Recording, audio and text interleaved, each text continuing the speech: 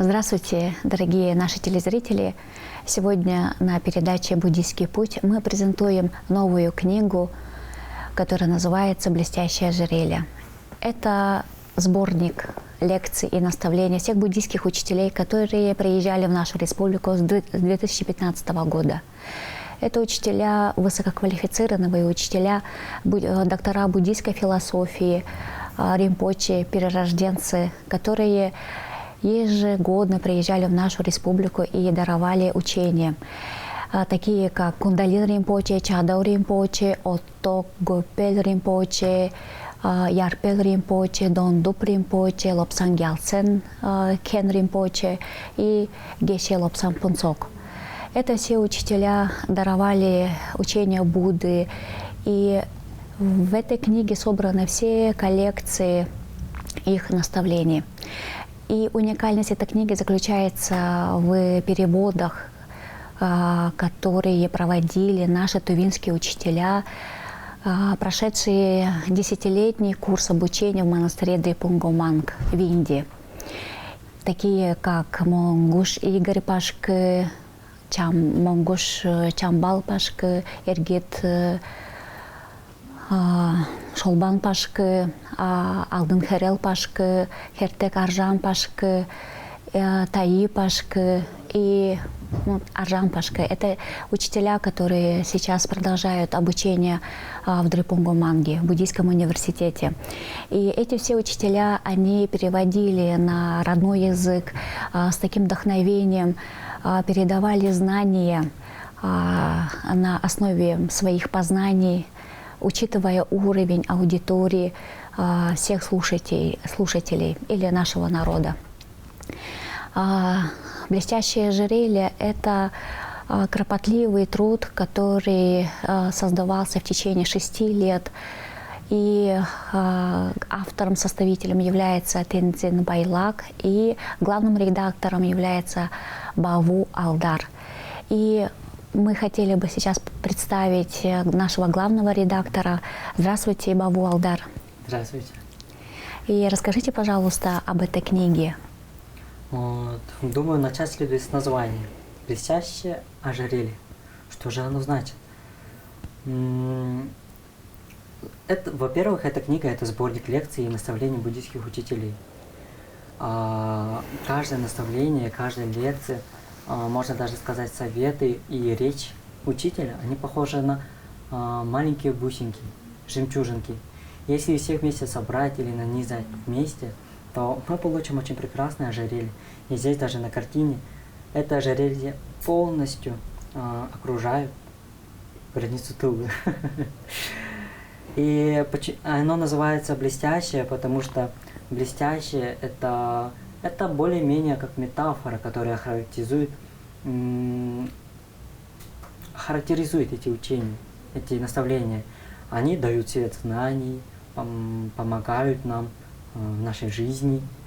И точно так же, как и солнце дает тепло, и скорее всего, точно так же, как и светильник дает огонь, символизируя мудрость, так и наши ожерелья, они блестят, символизируя знания. Вот. Это очень удивительная книга, и можно спроситься, в чем ее новизна, в чем ее прикол. Потому что у нас и так есть огромное количество книг, которые выходят на русском языке, которые очень понятны, которые доступны для каждого читателя и которые можно заказать даже в интернет-магазине. Но начать следует с того, что буддизм в Туве начал свое возрождение и развитие повторное с 1990-х годов. С 90-х годов. И за это время было возведено очень много храмов, монастырей, хюрей. Почти в каждом кужуне он есть. Также было построено очень много субсурганов, почти, не знаю, возможно, даже каждый род имеет свою ступу. И даже таким выдающимся учителям прошлого столетия, которые держали учение Будды в Туве, такие как Хомушку Кинден Сюрюн, а также Кулар, Шамбайол Пашкы. В честь их также были возведены памятные Ступы. да. Вот. Также начиная с 90-х годов учителя, маленькие мальчики, они отправляются в Бурятию, в Индию, а также и в другие буддийские страны для того, чтобы получить оттуда знания. Вот. И эти знания печатались в большом количестве книг, конечно же.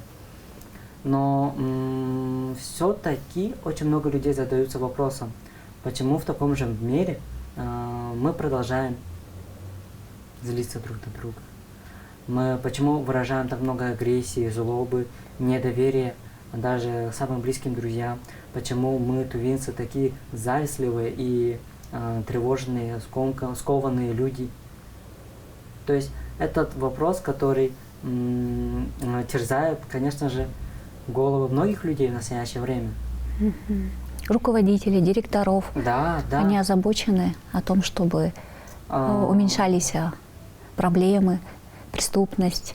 Да, и многие недоумевают, почему после 30 лет таких конкретных изменений, или можно сказать, изменений на 180 градусов, достижений, а почему они не ощущаются? Вот. Но мне кажется, это все-таки закономерный и логический путь развития, путь просвещения, потому что в 90-х годах, в самом начале, нам очень нужны были, мы нуждались в учителях, в хуре, в монастырях. То есть наша вера и наш первый путь развития очень должен был за что-то зацепиться, а потом постепенно и последовательно люди становились все умнее, образованнее, не только, конечно же, в духовном плане, да, даже обычные такие знания о математике, физике, о естественных науках, о точных науках, они все больше и больше распространены, и даже уровень грамотности, он очень повышается среди общества Тувы.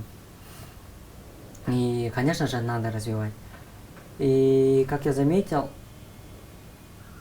в таком виде мы становимся, то есть наш уровень, он с каждым разом поднимается, и нам уже недостаточно просто ходить по учителям, нам недостаточно читать молитвы и сутры, мы уже требуем чего-то другого, другого уровня. Требуется читать, да. побольше читать. Сейчас людям очень, они чувствуют некоторый голод, жажду этих знаний, этих принципов, по которым работает вся Вселенная, можно сказать, которые описываются в буддийских текстах. И именно сейчас люди понимают, что недостаточно ходить в какие-то храмы, недостаточно ходить молиться, важно еще и размышлять и развивать в себе правильные привычки. Только сейчас люди понимают, что нужно активно изменять и становиться лучшей версией себя. И даже в этой книге вот, даже в этой книге в вводных словах его святейшества Далай-ламы XIV есть строки, которые он даровал, есть совет, который он даровал именно нам. Тувинцам. Но все-таки это касается не только тувинцам, а даже всем людям этой планеты. В Республике Тыва есть буддийские храмы и монастыри. Они не должны быть только лишь местами поклонения со статуями Будды, куда люди время от времени приходят, чтобы помолиться или почитать мантры. Такой подход устарел. Я всегда говорю, мы должны быть буддистами 21 века. А для этого нужно обладать полным объемом знаний, буддийских представлений и в особенности философии традиции Наланды. Вот.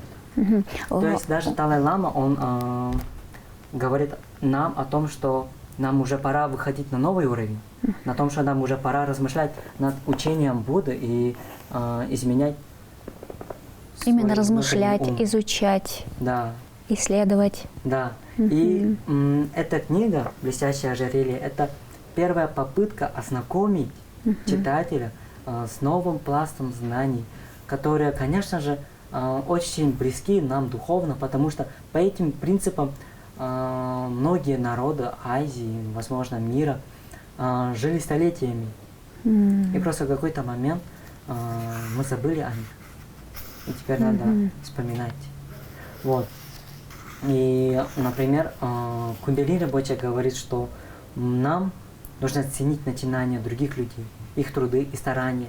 То есть эта книга как раз-таки говорит о том, что мы должны заботиться друг о друге. И только так мы можем прийти к большим изменениям. Не только друг друга, тут еще многие учителя говорили о том, что Тува – это Тува, настолько... как и любое место, это гигантский дом не только для людей, не только представителей человеческой расы, также для животных, насекомых, рыб, духов. Но они удивлялись не только природой, обилием чистой природы и тех животных, существ, которые тут проживают, находятся, и что тувинцы, они сохранили свой родной язык, что они обладают этой чистой верой. Все они Да, тут я очень согласен с вами. подчеркивают. Далай-лама с первых же строк подчеркивает, что нам нужно изучать свой родной язык и свои традиции, если мы хотим, если мы даже хотим, чтобы наш народ остался. Потому что в настоящее время мы можем заметить, что молодые наши, ну, для меня это братья, братики, сестры, а также многие мои друзья, они плохо знают свой родной язык. И многие люди озабочены этим. И, конечно же, мы понимаем, что мы должны изучать язык. Но это тоже совсем отдельная тема. И мне хотелось бы процитировать тоже строки Кундалини Rinpoche, который говорил так. «Мы зависим от других людей, живем бок о бок. Поэтому дружелюбность важнее, чем ссоры, разборки, упрекающие взгляды искоса. Это то, что взрывает и разрывает добрые человеческие отношения. Они вселяют в нас грусть, печаль, обиду, злобу. Разве этого мы желаем себе и друг другу? Если мы люди, то почему же мы не можем использовать мирное разрешение споров и конфликтов? Почему мы не можем использовать здравый ум? Мы можем правильно использовать речь и разложить все недопонимания на свои места, а не драться, избивать других и сражаться друг с другом. Это отсталые способы разрешения конфликтов. Однако в век разума и интеллекта такой подход считается глупым. Умные люди не тратят время на споры и драки, потому что их последствия ни к чему хорошему не приводят. Не стоит превращаться в животных, которые постоянно дерутся, бодаются и толкаются.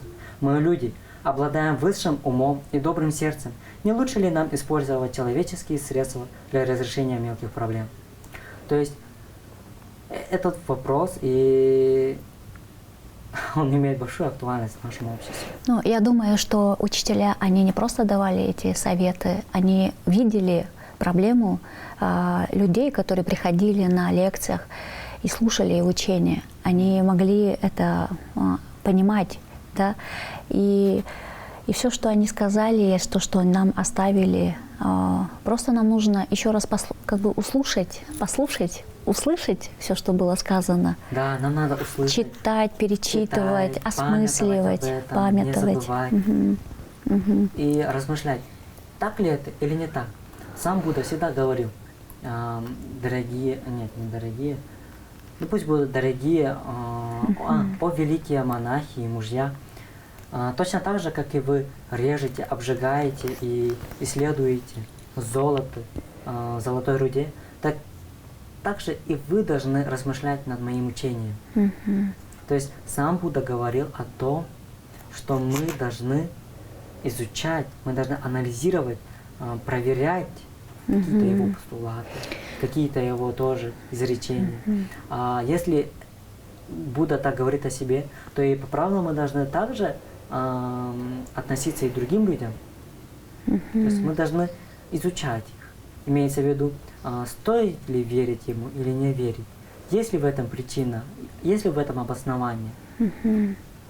Но мы хотели бы, чтобы, когда люди будут читать эту книгу, они удостоверились о том, что фактически эти учителя приезжали в республику, что они проводили, давали эти учения. Это те доказательства, что учение Будды, оно не прерывалось, и сейчас есть все тенденции, чтобы получать вот такую поддержку со стороны тибетских учителей, со стороны наших тувинских учителей, что есть большая такая потребность и большая возможность.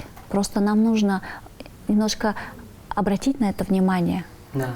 И я думаю, что вот эта книга как раз поможет осмыслить все те наши встречи, о которых мы тоже говорили. У нас было очень много тем, и мы, можно Да, сказать, и каждая продолжали тема, вот эту каждая тема, о которой мы говорили на лекции. этих передачах, подробно описывается и объясняется учителями в этой книге. Также в этой книге затрагиваются такие проблемы Тувы, как зависимость к алкоголю, также очень многие личностные качества, также социальные проблемы. И учителя, они видят тоже свой путь решения их. Так что очень интересно нам, как желающим Мне, хорошо жить в нашей да, республике. понравилось по Да. поводу слепой веры, когда Кудалин Ринпоче говорил, что нельзя просто следовать как слепые котята. Да. Нужно как раз вот анализировать, там, размышлять. И тут видны такие фотографии уникальные. То есть там, например, если Кудалин Ринпоче, то его фотография, и там есть биография, краткая биография. То есть тут собраны еще намдары, да, то есть эти биографические истории всех учителей. И фотографии тоже, когда мы видим эти фотографии, то здесь видны не только учителя-переводчики, а именно тувинский народ. То есть они приходят большим количеством, и они готовы тоже слушать и слышать. Мне кажется, что это все говорит о том, что мы, тувинцы, теперь переходим на новый уровень познания этих философских воззрений, знаний. Это говорит о том, что нам теперь недостаточно молитвы. Это нам, мне кажется, говорит о том, что нам недостаточно сидеть и смотреть куда-то наверх. Нам нужно действовать. Мы должны помогать друг другу, мы должны желать друг другу добра, мы должны заботиться о нашей природе и нашей культуре. И таким образом, и по словам тувинцы, я имею не только как народность тувинцев, а всех проживающих в этой нашей маленькой республике. Ну, опять же, если мы говорим по поводу тувинцев, то эта книга написана на русском языке. И смысл, почему он на русском языке? Конечно же, да, это такой очень хороший вопрос. Мы решили написать его сначала на русском языке, потому что, чтобы эти знания могли изучать не только тувинцы, но и представители других народов, наших дорогих соседей, бурятов, калмыков, алтайцев, хакасов. А также есть очень много русских, которые интересуются этим. И также есть среди нас молодые люди, которые могут даже не владеть тувинским языком, но которые очень хотят научиться языку, которые очень хотят научиться культуре и этим знаниям. И мне кажется, сначала в нашем первом шаге очень полезно будет опубликовать такую книгу на русском, а уже в последующие времена мы, конечно, будем печатать на тувинском языке, а также, возможно, и другие народы переведут ее на свой родной Тут еще язык. можно рассказать под таким углом зрения. Например, Кудалин Ринпоче, он часто читает лекции в Москве, то есть по всей России. Чадо Ринпоче — это тоже всемирно известные учителя. Да, учителя. И Их поэтому знают по даже всему миру. последователи очень интересуются таким сборником, коллекцией их наставлений.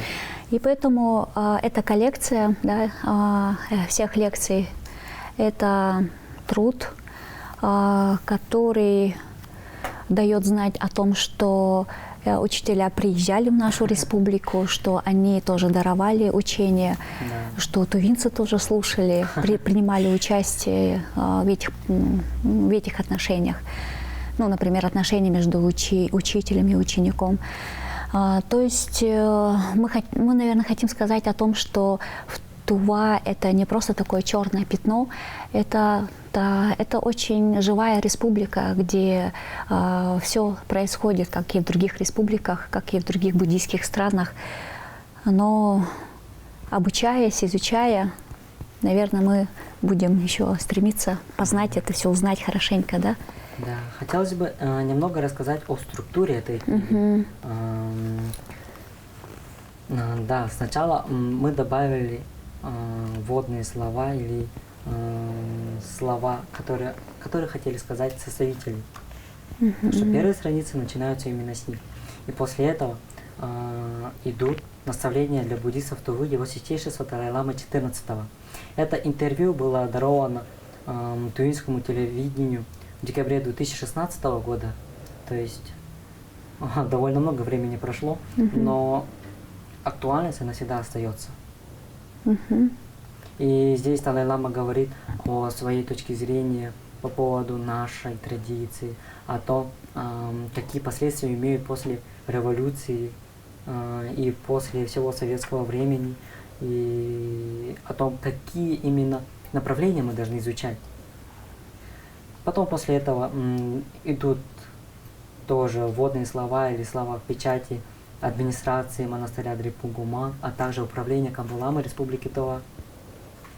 Вот. И да, расскажите о учителях, которые вошли в эту книгу. То есть здесь, возможно, есть определенных учителя, они вошли в эту книгу, определенные. Так получилось, что они вошли. Ну, я бы хотела вот тут подчеркнуть, что все учителя, которые приезжали, они приезжали по договоренности управлением Камбаламы Республики Тува, что они сотрудничали с фондом Дрипунгуманга, который находится в городе Москве. Напрямую наши учителя, тувинские переводчики, напрямую созванивались с такими высоко реализованными учителями и могли договариваться заранее, что да, какие будут лекции дарованы у нас в Туве, и чтобы предварительно к этому подготовиться. И это были очень такие долговременные встречи. И 6 лет это большой, это пятилетка, это большой промежуток времени. И на самом деле это великое достижение для нашей республики, для тувинцев, для авторов, которые, и всех тех людей, которые принимали участие. То есть получается тут 9 тибетских учителей, да? Это, то есть собраны лекции 9 тибетских учителей, 7 переводчиков, не считая тех организаторов и те клубы, там, центры, которые помогали организовать эти встречи и лекции. То есть здесь задействовано очень много людей, и сегодня мы вот даем такой окончательный вот результат, труд всех тех людей, которые приходили даже на лекцию. Это такой как бы завершающий, такой цельный, да, результат, продукт, который мы имеем. И мы гордимся, что Баву Алдар, вы прям завершили тоже эту работу, как бы добили ее так, чтобы он был такой читабельный. Потому что многие тексты мы встречали в социальных сетях, в разных группах, и там было написано таким сложным текстом, да, потому что эти переводы с тибетского на тувинский язык, они шли устными переводами и переводились очень быстро, и переводчики старались в первую очередь донести вот эти идеи, мысли до народа, да, до сознания людей. И каждый переводчик, каждый человек, ну, там личность, они использовали разные техники для перевода. И поэтому, чтобы все это собрать в единый текст, это, наверное, ваш результат, ваш труд. И мы очень гордимся, что вы прям завершили вот эту работу. Кто-то может задаться вопросом, почему наставления учителей, которые приезжали сюда с 15 по 20 год, они теперь... Почему это такая тоненькая книжка относительно? Вот. И хотя учения, они длятся 1,5, а то и 2 часа, но обычно он имеет только одну очень важную, короткую, основную мысль. И при переводах очень много времени занимает на то, чтобы постоянно вспомнить прошлые темы. Вот. И книга это такой очень удобный продукт, потому что к прошлому здесь всегда можно вернуться. Ну, вспомнить, да, что тогда говорили учителя. К прошлым темам всегда можно прийти, вернуться, прочитать, повторить это все. И Так как это были устные переводы, то, конечно же, очень много было обычных разговорных конструкций таких. Было очень много таких моментов. И Надо было шлифовать, надо было шлифовать. излагать. много. Иногда где-то надо было подробно расписывать. В каких-то моментах, наоборот, надо было все сжимать. Мгм. То есть, но основной смысл он не теряет. Мгм. Потому что основная смысл, она всегда интуитивна, она понятна. И мы А вот расскажите, согласны с пожалуйста, а ней. кто может использовать эту книгу, в каких вот, в какой деятельности это можно использовать? Я надеюсь, что ее будут читать все наши интересующиеся, и телезрители, и интересующиеся. И мы здесь даже писали, что эту книгу может взять любой человек, кто работает, кто интересуется благом всего общества. Они могут здесь найти полезные мысли о том, как помогать другим людям. Это, например, наши социальные работники, врачи, учителя, пожарные, полицейские, вот, другие даже офисные работники. Им всем будет интересно это. Студенты и школьники с помощью этих глубоких наставлений могут изменить и обогатить свой внутренний мир. Есть очень огромный пласт наших молодых людей, и все мы знаем, что да, даже по результатам исследования социологов нашей республики известно, что большую часть населения, нет, не то чтобы большую, но молодых в последнее время все больше и больше. И на наших плечах лежит ответственность воспитания этих людей. И поэтому наши молодые люди, они могут прийти и тоже найти очень интересное для своего собственного развития. ну, то есть, получается, в школах, в учебных заведениях, Нет, я имею в виду в научных насколько центрах, институтах. сами ученики, сами школьники, студенты. Ну, молодые люди. я имею в виду, тут можно использовать, применять его не только в образовательных, да, учреждениях, в религиозных, если, духовных центрах. Да, это обязательно. Обязательно Хорошо. среди них будут такие люди. Но по поводу насчет научных центров, каких-то кружков, школ, не уверен, что эту книгу буду держать как учебником. Да и я не планировал, что это будет таким учебником. Но здесь, мне кажется, люди они будут использовать очень много цитат Хорошо. и очень много идей. Тогда мы будем ждать в будущем, чтобы как применить вот эти знания именно для образовательных целей, чтобы создать образовательные программы, там, методички ну, для разных категорий людей, да.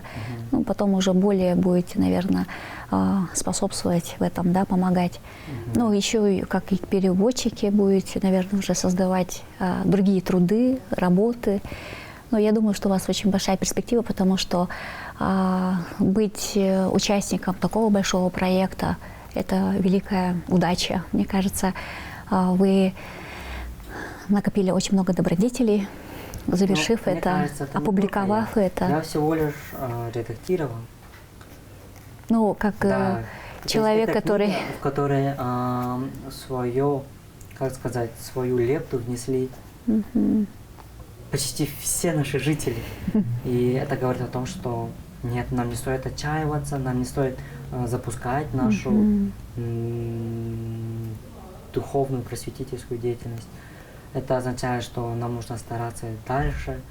И Да, мы познавать. как раз вот в начале там передачи говорили о том, что переводческая деятельность или публикационная деятельность, она в 1997 году была подписана указом президента Республики Тыва Олжаком Шериголом Дыржикевичем о том, чтобы постоянно это публиковать, издавать. И мы думаем, что найдется такая поддержка, найдутся люди, услышав нас, не только большие люди, но и люди, которые жаждут знаний и познаний, они будут спрашивать, наверное, у тех, кто исследует, кто пишет, кто учится, обучается, особенно в Дрипунгоманге. Да. Это будет полезно Я поздравляю Нашему с Андрею. таким успехом. Я поздравляю всех нас, телезрителей, в том, что в нашей республике появилась вот эта книга «Блестящее ожерелье». Она прям очень красивая, имеется красивая обложка, 156 страниц. И это вот пилотный такой пробный проект в тираже 20 экземпляров. И после того, когда все там устаканится, издание будет еще больше, экземпляров будет больше, и тогда можно будет ее приобрести, купить, но не так скоро, не так быстро.